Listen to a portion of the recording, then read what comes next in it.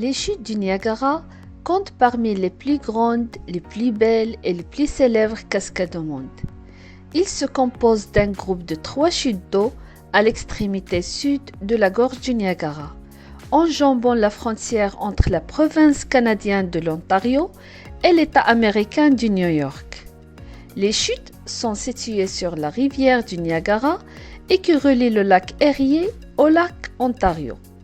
En plus de sa beauté naturelle, les chutes du Niagara sont également une source importante d'énergie hydroélectrique. L'équilibre entre les utilisations récréatives, commerciales et industrielles a été un défi pour les intendants des chutes depuis le XIXe siècle. L'une des principales attractions touristiques du chute du Niagara est la voiture aérocar. Une balade inoubliable sur les eaux vibrantes de la rivière Niagara offre aux passagers des vues spectaculaires sur le tourbillon du Niagara et les rapides de la rivière. En 1913, le parc du Niagara a été approché par un groupe d'hommes d'affaires espagnols qui étaient intéressés par la construction d'un nouveau téléphérique pour transporter les visiteurs à travers le tourbillon du Niagara. L'objectif était de fournir une perspective entièrement nouvelle de la gorge et d'offrir une vue imprenable sur ce phénomène naturel. Qui était le concepteur du aérocar aux chutes du Niagara?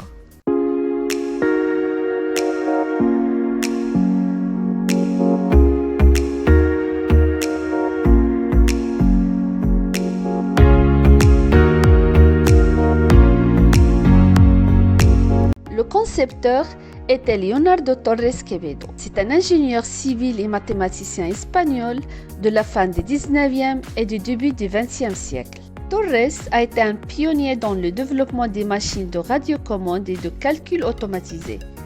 Aussi, il est connu pour ses travaux sur les principes de fonctionnement à distance sans fil. Il a également été un concepteur novateur de dirigeables aérostatiques et de téléphériques, comme la voiture aérocar située aux chutes du Niagara. Il est l'auteur d'un grand nombre de brevets dans le monde entier. En plus de ses réalisations techniques, Torres Quevedo a également été honoré pour ses contributions à la science et à la société. En 1910, il a été élu président de l'Académie royale des sciences exactes, physiques et naturelles de Madrid et en 1920, il a été admis à l'Académie royale espagnole et à l'Académie française des sciences. Il a également reçu un doctorat honoris causa de la Sorbonne à Paris en 1922. L'expérimentation de Torres dans le domaine des téléphériques a commencé dès 1887. En 1907, Torres a construit le premier téléphérique aérien adapté au transport public de personnes dans le mont Hulien à Saint-Sébastien en Espagne.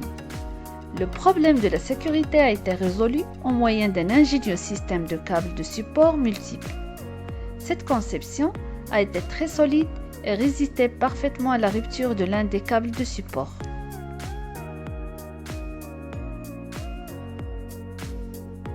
Le téléphérique aérocar conçu et breveté par l'ingénieur espagnol survole la gorge du Niagara depuis 1916. Il a conçu cette attraction suivant les principes de l'installation similaires à Saint-Sébastien.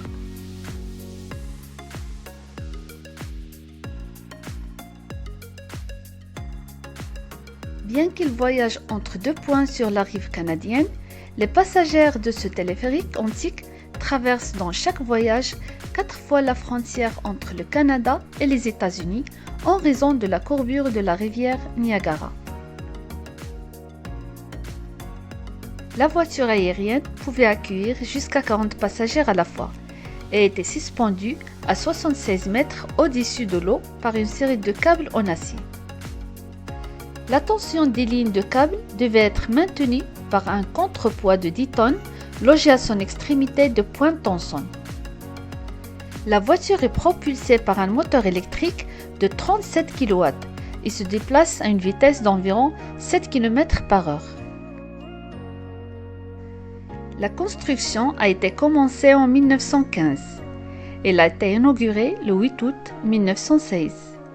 Les premiers passagers étaient des dignitaires espagnols et la voiture était décorée avec des drapeaux de 4 nations différentes, le Canada, l'Espagne, les États-Unis et la France. En 1984, l'attraction a subi d'importantes améliorations pour moderniser ses composants mécaniques, mais la voiture n'a pas été modifiée pour préserver son intégrité historique. Malgré plus de 100 ans d'existence, l'aérocar n'a connu aucun accident digne de mention, et les passagers peuvent ainsi profiter en toute sécurité des vues spectaculaires sur le tourbillon et les rapides d'eau vive de la rivière Niagara.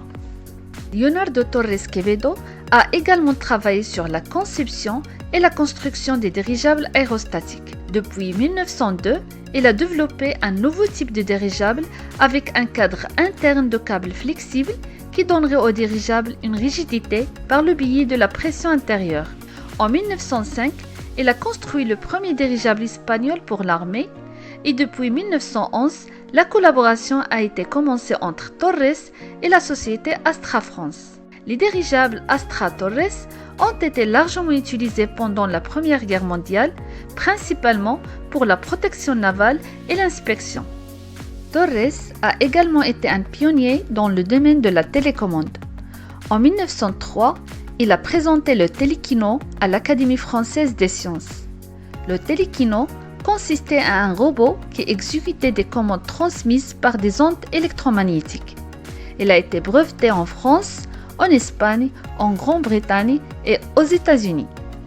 En 2007, le prestigieux Institut d'ingénieurs en électricité électronique, I3E, a consacré un jalon en génie électrique et informatique au Télékino. Finalement, de tout le travail effectué par Torres Quevedo tout au long de sa vie, sa renommée la plus universelle est probablement due à son travail en automatique.